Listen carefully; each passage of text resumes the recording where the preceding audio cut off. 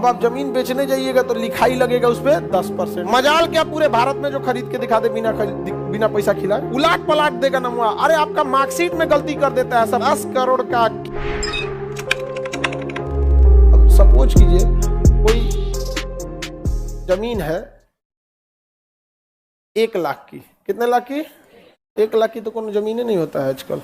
हो रहा है गांव में अभी ये जमीन है 1 कट्ठा, पीछे चौरा में गढ़ा गुड़ई में मिल जाता है 1 लाख। अब समझिए कितना जमीन है? 1 लाख की जमीन है। अब गवर्नमेंट को पता है कि जमीन 1 लाख की है। अब आप जमीन बेचने जाइएगा तो लिखाई लगेगा उस पर 10%। कितना लगेगा? 10% लिखाई लग जाएगा। तो आपको खर्चा आ जाएगा 1,10,000। 1,10,000। ऐसे रहे तो कोई दिक्कत ही नहीं है। सरकार को भी इनकम कितना हो गया? 10,000 का, क्योंकि 10,000 सरकार क्या ले गई? टैक्स। आप जमीन दी, जमीन की बात हुई कि हाँ 1 लाख रुपया में बेच देंगे, वो आदमी इनको दिया 1 लाख, ये दिए जमीन।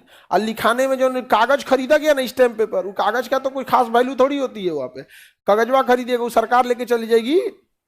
लिखाई का पैसा किसका हो गया? सरकार का। अब क्या होता है जमीन में देखिएगा, 1 लाख की जमीन है।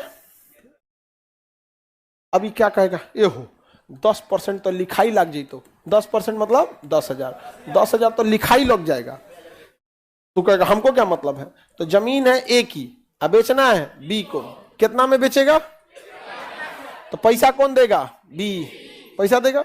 अब ये क्या करेगा पता है? कहेगा कि 50,000 रुपया आप कैश ले लीजिए। 50,000 कैश ले लीजिए। तो ले गया ये कितना? 50,000। इसको टोटल कितना चाहिए था? 1 लाख। अब बाकी का 50,000 ये अकाउंट से देगा। बाकी का 50,000 अकाउंट से देगा। अब इस पे लगेगा कितना टैक्स? 10%। कितना? 10%। यानी टैक्स जोड़ के ये 55,000। कितना हो गया? 55,000।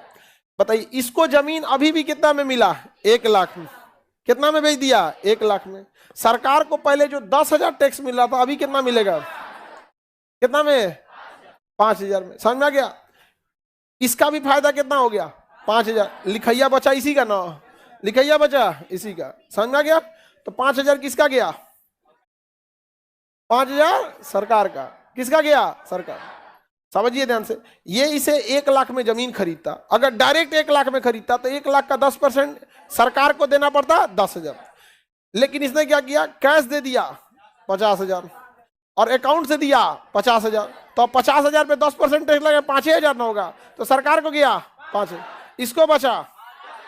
तो जो जमीन का लिखैया कर रहा है, रजिस्ट्री जो करा रहा है, बैठल है वहां सब रजिस्ट्रार या हेन, वो कहेगा कि का हो बी 5,000 तुमको फायदा हुआ है, तो हमको भी इसमें से 2,000, कम से कम 2,000 हमको भी चाहिए। नहीं समझे? कितना ले लेगा? 2,000। तो ओवरऑल इसको फायदा हुआ 3,000 का। नहीं हो गया? अगर ये इंसान ने कहा कि नहीं हम ईमानदार हैं, हम क्या हैं? ईमानदार हैं, हम ये सब नहीं देते हैं, हम 1 लाख का 1 लाख में जमीन खरीदेंगे, हटाओ सीधा 10% टैक्स देंगे, 1 लाख की जमीन खरीदेंगे। अब जो लिखाई वाला है ना, वहां पे इतना ना अड़ंगा लगा देगा इनके ऊपर, ना नंबर गलत कर देगा, चढ़ाने में, टाइपिंग में। तू सोच रहा पैसा नहीं देगा, तो हमारा बिजनेस खराब करता है, यहाँ पे बर्बाद कर। ईमानदारी बनता है। हरिश्चंद्र का जमाना चल गया गधा का। एक नाम कौन चाहिए? सुरेश कुमार। सुरेश देवी लिख दे रहे, सुरेश देवी लिख देगा, सुरेश देवी। मजाल क्या पूरे भारत में जो खरीद के दिखा दे बिना पैसा खिलाए, चाहे कितना बड़ा बिल्डर हो, उलाट पलाट देगा नमुआ। अरे आपका मार्कशीट में गलती कर देता है ऐसा पूरा कि अल्टीमेटली आप जाएंगे वहां पैसा देने, वहां पहुंचाएंगे। यहाँ पर नहीं समझ में आया? हर साल लगभग 70 से 80 हजार लड़कों का वहां पे गड़बड़ होता है।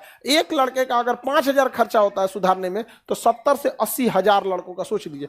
1 लाख लड़कों का अगर हम गड़बड़ किए नाम सुधरवाने में, कितना खर्चा आ जाता है? 5,000 लगा देता है।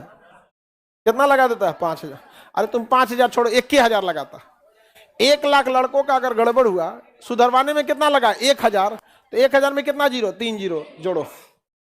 इकाई, दहाई, सैकड़ा, हजार, 10,000, लाख, 10 लाख, करोड़, 10 करोड़।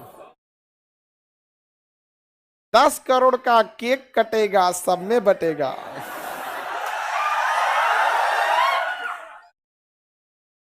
इकोनॉमी समझ में आ रहा है?